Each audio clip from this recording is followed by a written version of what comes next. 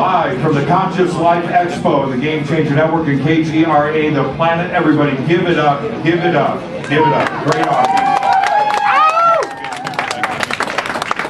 All right. So right now it's Sean Stone and Dean Ryan. Everybody knows Sean. Say welcome to Sean. Sean Stone, Dean Ryan. All right. Now, I'm going to get straight to it with both of you. I have expressed this thought with the two of you, both privately and publicly, but I want to go there right now. It is my opinion that the world now accepts conspiracy as a reality, and I think that conspiracy is the new normal. And with the fake news and the proliferation and the downfall of what CNN and MSNBC and Fox and everything that we have been told with the Ministry of Truth, it's just not right. And I think that is the way that everybody now looks at them. They don't trust. It used to be you could look at one news source and get all the information you needed from that, right? Because basically the facts were going to be there. And now today, nobody reporting on the exact same story, the facts are not going to be the same from website to website, from news outlet to news outlet, and nobody knows what to trust anymore. So I'm going to ask you both directly. Is conspiracy the new normal? I'll ask the audience, is conspiracy the new normal? Yeah. Yeah? Yep. Sean, is conspiracy the new normal? I wouldn't go that far. I'll leave it to Dean to start with, because this has been his life's work, actually. And he's been saying this for many years, from the InfoWars days, and frankly even before that conspiracy is the normal. So I want his answer first. Well, thank you, Sean. No, it's conspiracy reality. There's no theory. The reason the fake news is now coming to play is because the people that have been robbing the hen house have been caught. And we learned that through WikiLeaks. We learned that Pizzagate's happening. We learned that Hillary Clinton is doing spirit cooking satanic rituals. So what they're doing is saying, well, anyone that's bringing up is fake news, or anyone that's bringing up Sean Stone is a Russian agent and an assistant. Well, we know that he is. Well, I'm here to tell you he is. Yes.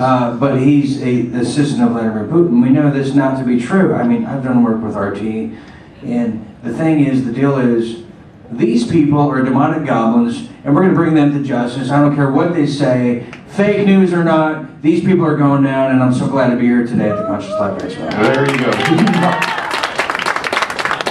So that's why you let him go first.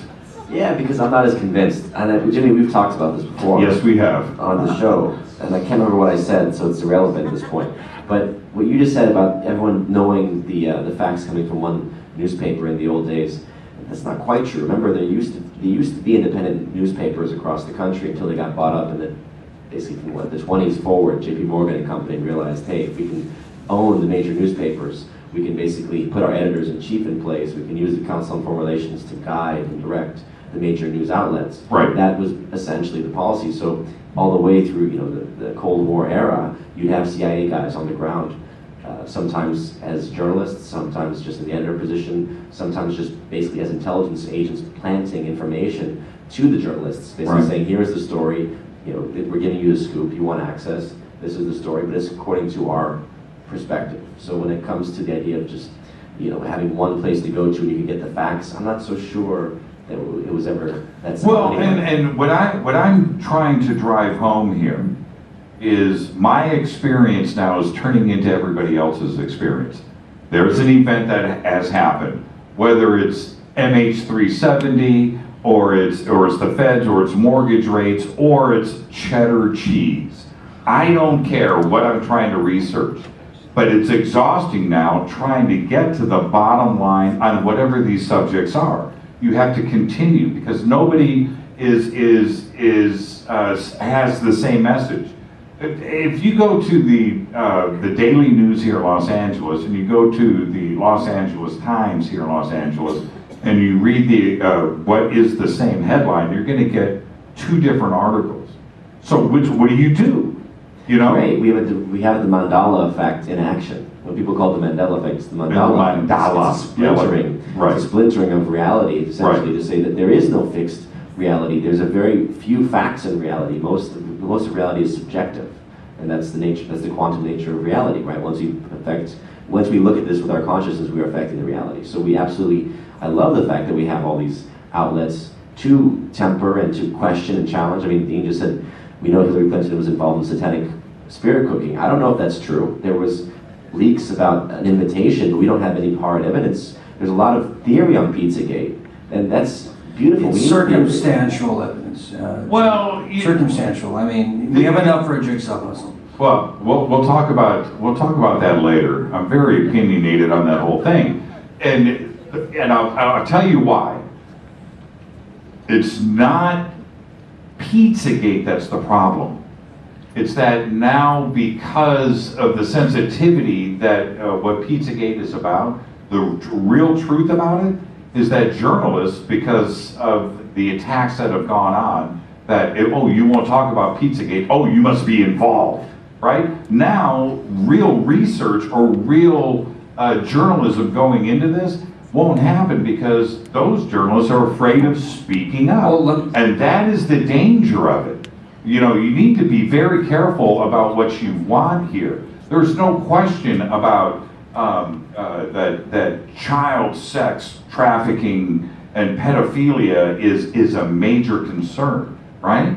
But if you are now getting pizza involved to it, and your pizza restaurants in town, now nobody can go and speak about the real truth without, wait a minute, you're either all in or not, and that's a big deal. Well, do you want this to be spoken about or not? And look, wait, I'm on my soapbox right now. Go for it. Let me tell you something else. Podesta last year was our guy in ufology. His tweets. My mistake was I didn't disclose, right, with Obama. Right. And all of this in ufology, everybody in this room was dude, we're right there, Podesta's our guy, right? Now, we can't say his name in public. Yeah. We can't. And that is the danger of it, man. You need to be very, very, very careful. Is he guilty or not? I don't know, but I know one thing's for sure. I can't say his name anymore. You can say one thing, that we know he and his brother are foodies. What? And they like very bad art. Look, right? Jimmy, Orwell said it best, in a world of universal deceit, telling the truth is a revolutionary act. And what you said earlier is true. People like David Seaman, who was a journalist for the Huffington Post, said that Hillary Clinton had problems with epilepsy and was falling down all the time.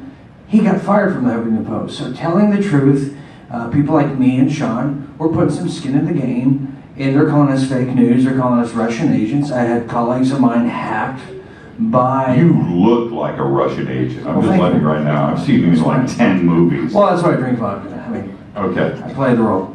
But I'm saying is, people have been hacked in our circle of friends, trying to put Russian propaganda, Syrian propaganda on them, because we had a leaked document from the Clinton Foundation. The greatest threat to Hillary Clinton's campaign was the alternative media.